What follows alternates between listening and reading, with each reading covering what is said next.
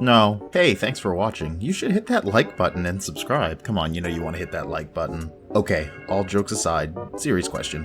Where were you when you learned of this game? I was working at the worst place I ever worked, when a bunch of coworkers were talking me into buying yet another game we'd play once and never again. Aw, gross, dude, is this a multiplayer PvP game? Ugh. And it has microtransactions after I pay? Oh, I don't know, dude, this is looking like a hard pass. To which my friend responds, Wait, don't you like Saw? It has Detective Tapp as a survivor and Amanda Young as a killer.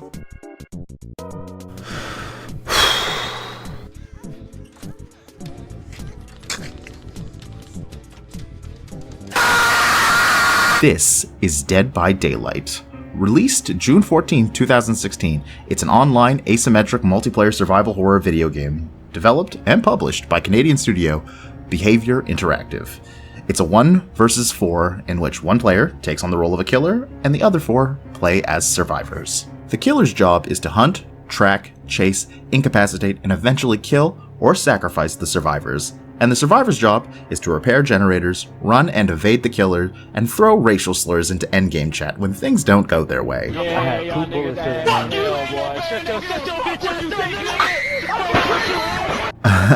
I want to say there's more, but that's really it. Don't die and escape if you're a survivor, and murder, murder, death, death if you're a killer. It's really cut and dry. Because this is the case, I want to explain the game from a story perspective first, because yes, if you can believe it, this multiplayer has a story. Kind of. Regardless to anything else you've experienced, there's a moment, one that veteran players have long since stopped appreciating in my opinion, but one that lingers in the mind of those who love this game truly.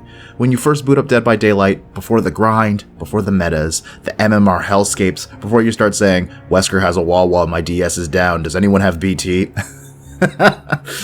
Most people will state, I miss when DBD was scary, and some people question if it was ever scary to begin with. But it does have one thing.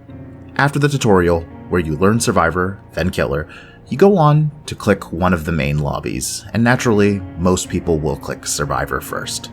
And suddenly, you're not in a game lobby. You're in the fog. A distant fire crackles, barely illuminating the suffocating dark around you. And this beautiful, haunting guitar riff meets you by the fire like a friend.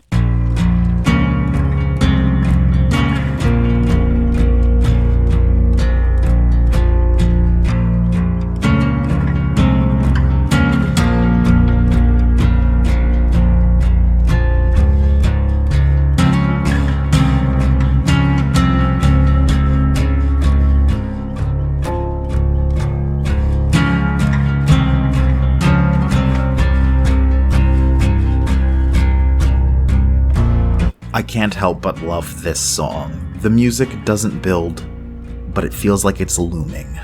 A low, creeping drone, like the world itself is watching, waiting, reminding you you're safe, but just for right now. It isn't some grand musical piece, and it's not a Hollywood horror theme that can be reused over and over again. It is just unease stretched out in a beautiful melody. So, for those who don't know what's going on here, I'm going to take a moment to explain. One of the things your character can find while playing this game is Benedict Baker's journal, November 1896. This thing that I dubbed the Entity is evil in its purest form. I find it hard to spot, but I can hear the cracking sound this loathsome thing emanates. Like a deity, it surrounds the area, closing in on me as the killers hunt me. It does not seem to be dangerous in and of itself. Not until you are caught and the killer hangs you from one of the abhorrent hooks. I have ended up there over and over, and every time I yearn for both release as well as escape. Pain melts with fear in a most horrid way, yet I return to it more or less every night. Once on the hook, the Entity takes over, pulling one upwards to something else. The Entity is a being of pure cosmic horror that travels through the universe, consuming worlds by feeding on powerful emotions like fear, hope, and despair. It traps people within the nightmarish realms, forcing them into endless trials where killers hunt survivors for its amusement and sustenance. These realms are distorted reflections of reality, constantly shifting and filled with an eerie, ever-present black fog, which is a living extension of the entity itself. Survivors awaken at the campfire with no memory of how they arrived, doomed to repeatedly fight for escape by repairing generators and avoiding killers. Killers, on the other hand, are individuals corrupted or broken by the entity, either willingly or through years of torment. Some were once human, while others are monstrous beings pulled from different worlds. Those who resist its control may be marked with the mark of negation to keep them in check, though I can only confirm that this has happened to one person so far. As trials continue, the entity grows stronger, using its influence to warp its victims and even interfere directly, blocking exits, creating barriers, and sacrificing those who fail. Over time, hopeless survivors lose their will to fight and are cast into the void, their existence erased. Meanwhile, the blood web system binds the characters further into its grasp, offering power at a cost, and even the entity itself is not immune to its own corruption, as there is an annual blight that infects it, leading it to strange mutations and an unstable purge. There's a scary amount of lore this game offers. You'll quickly fall in love with a character for appearance or backstory, or Steve just because of how funny he screams.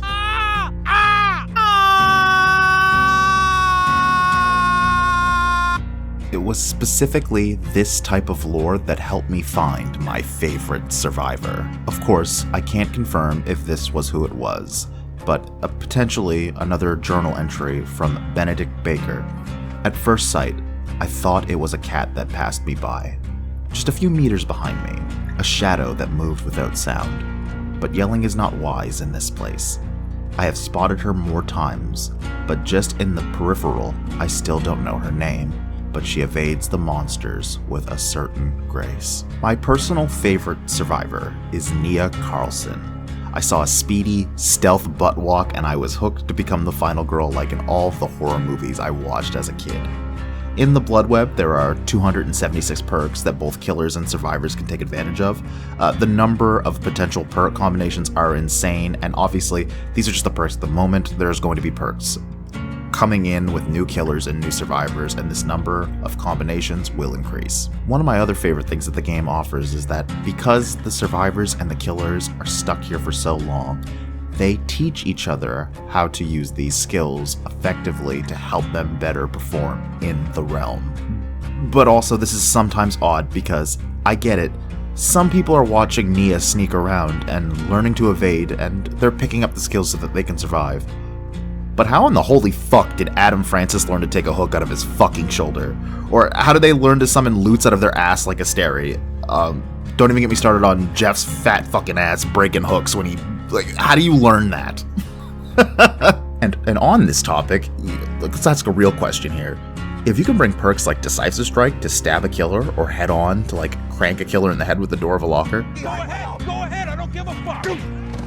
You're telling me Susie from the Legion and her Party City have-an-ass mask spawned in a map. You're telling me David King, Leon Kennedy, Vittorio Toscano, and Jill Valentine are also in the map? You're telling me that they wouldn't just jump her and beat the absolute dog piss out of her? I'm assuming there's a lore reason why the entity would stop them, but I'm not counting it out. Behavior loves making perks, and it's only a matter of time before we get Hex caught hands or Boone cheeks clapped. Oh wait, they have a whole 226 pages of Rule 34 for that boon already. That already exists. Again though, the game is this interesting that I want to know these parts of the lore, and I bet you there's answers for all of this. The same way of learning about the lore is how I pick my two favorite killers, which I play Twins and Legion. You can make fun of me in the comments. I've even cosplayed a few members of the Legion. I have homemade masks I'll put up on the screen right here. Like, the lore is just so good and so tragic. I just understand why the entity picked these people, and I hope the game continues to keep offering killers and survivors with interesting lore and backstories. So, I have done nothing but sing this game's praises. If Dead by Daylight has such incredible lore, memorable characters, chilling atmosphere, and, oh my god, amazing music. What's the catch? Unfortunately, it's the community. Don't get me wrong, there are plenty of chill, helpful teammates out there. Sometimes you'll have a match where people are supportive, funny, or just genuinely enjoyable to play with. But those moments are often overshadowed by the toxicity that has become frustratingly common. It's a common part of the experience now. And it's not the usual salt you'd expect from a competitive game either. The post-game chat can feel like you are stepping into a Modern Warfare 2 lobby way back in the day. There are people hurling insults, slurs, and whatever hateful nonsense they can think of at that moment, all because they lost in a video game. And sometimes it's funny, but most of the times it's just like, whoa, homie, you didn't need to go that far. To give an example, and understand please, I wasn't creating content at the time, so you'll have to take my word on this and just roll with it. During one of the tome events to unlock a Nia skin that I can flash on screen, I use it all the time. I had to drop pallets on a killer and stun them 4 times, just to get a few points to unlock the next piece of the outfit.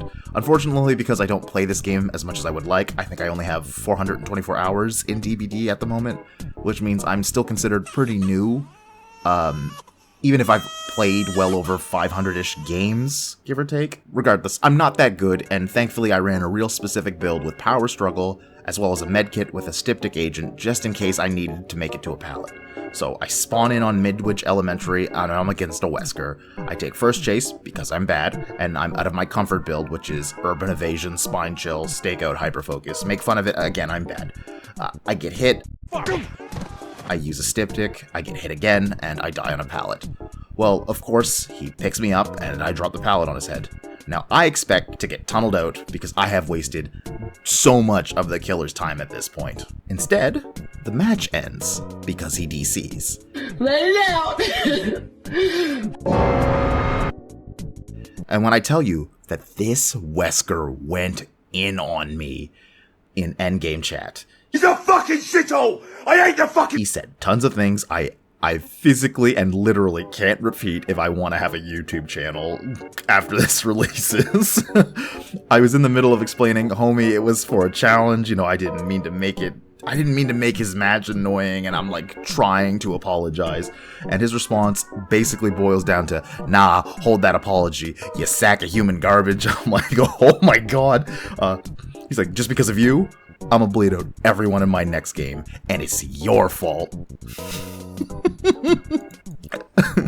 And I'm like, bro, don't put this on me. I'm not forcing you to do all that. And he basically just told me to fuck off, and honestly, I believe he did that shit. Like, it's that cycle of abuse, and like, I bet when he did that, the survivor in his next game said horrible things to him, and then they brought a full stack of like a bully squad to ruin the next killer's experience. And there we go. We've done it again. We have perpetually just started another cycle of violence, and now it's just gonna keep happening over and over and over again, and the community will stay toxic this way. And please understand, there are tons of stand-up content creators and players I've had amazing moments with. Just to give an example, one of my first matches back after not playing for months, since the Houndmaster has been on live, I got a ghost face with a map offering to Haddonfield. And as I loaded in finally, immediately had 2 of my teammates disconnect, just boom, boom.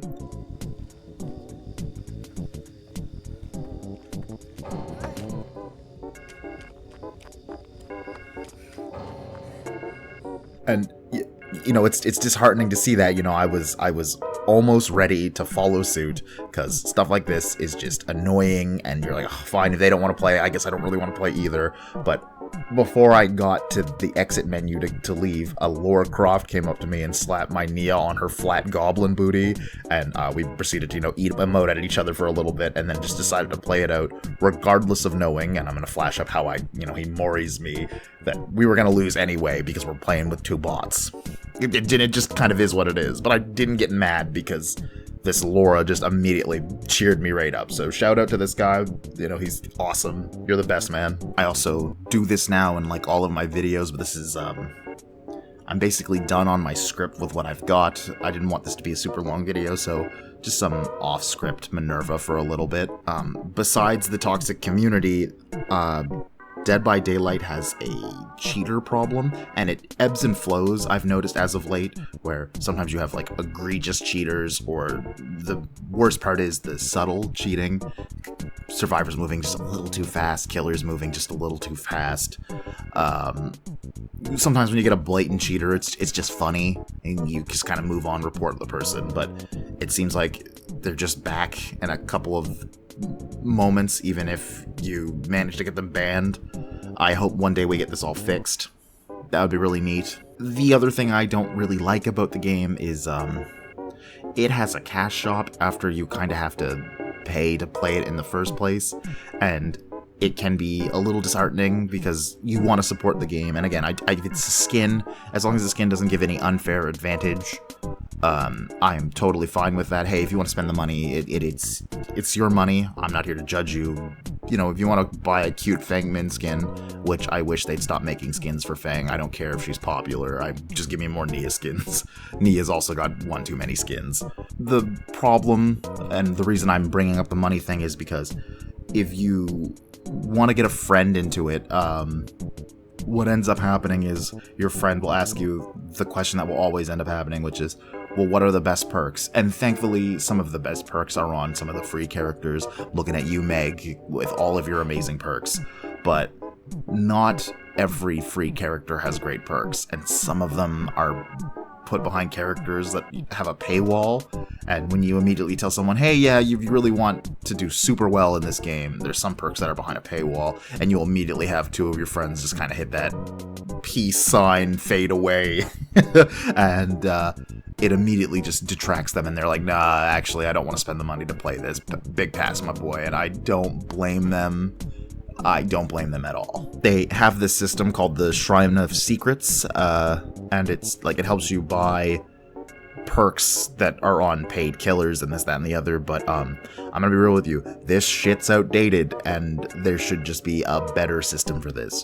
Normally I would give them flack, but from what I've been hearing and reading as of late, as it's been months since I've played the game again, they are actually actively updating the game before they started pushing out new content, and I've heard pretty good things, but obviously someone probably in the comments will tell me if things are fucked up and they didn't actually do anything worthwhile, but I've heard nothing but praise so far. The other way that they'll get people into the game is they do killers from different franchises. Five Nights at Freddy's is coming in. I just seen at the moment Tokyo Ghoul is there, and I got to play that on the PTB currently at the time, and God knows what other crazy things. For God's sake, Saw is what got me into this. Detective Tapp and Amanda Young, and it's things like that will always bring people in. You do this in fighting games too, and that's what gets people to try out a fighting game. And oh my God, I can't stop gushing. Like some of the music is just amazing. The different chase themes that like play at different ranges and stuff, and oh, sorry, I just can't stop geeking about the music. If we talk about the music in this game, I'll never shut the fuck up. At this point, I am rambling, and so let's just get to the verdict. Should you play this game? Yes. But with a little point asterisks without the chat, because if you play with chat, you are going to be, oh my God. I love getting into a game where you go take that Sable perk to go down to the basement, and then the killer finds you because, you know, they're a halfway decent killer, and then immediately in endgame chat, they're like, you shouldn't use that perk, you're letting your teammates down. It's like, homie, just let me have fun. Like, what are you talking about? Just find some way to turn the chat off. Just close it. There's a little button next to it. Click it. Don't ever look at chat. Just play the game the way you want to play it. Have fun. Do generators and kill some people in game, please. YouTube, not real life, in the game. Anyway, you should play this game. This game's amazing. The music's great. The community is great when they want to be. And it's just a celebration of tons of horror franchises. And if that's something you're into, this is the kind of stuff that will help keep those things alive forever and immortalize them in some way. I don't want to see this game die. I love this game. I want it to do nothing but succeed. I truly believe it is a game you should play before you're gone. Thanks for watching.